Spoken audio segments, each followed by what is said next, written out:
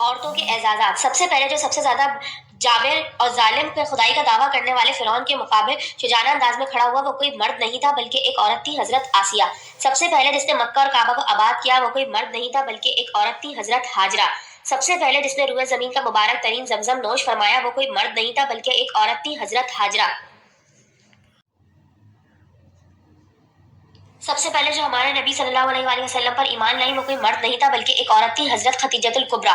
سب سے پہلے جس کا خون اسلام کی راہ میں بہایا گیا اور شہید ہوا وہ کوئی مرد نہیں تھا بلکہ ایک عورت تھی، حضرت سمیہ۔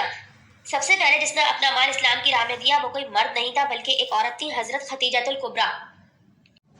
قرآن مجید میں ارشاد ہے کہ جس کا مسئلہ اللہ نے 7 آسمانوں کے اوپر سنا وہ کوئی مرد نہیں تھا بلکہ ایک عورت تھی، سورہ مجادلہ آیت نمبر 1، حضرت خولہ۔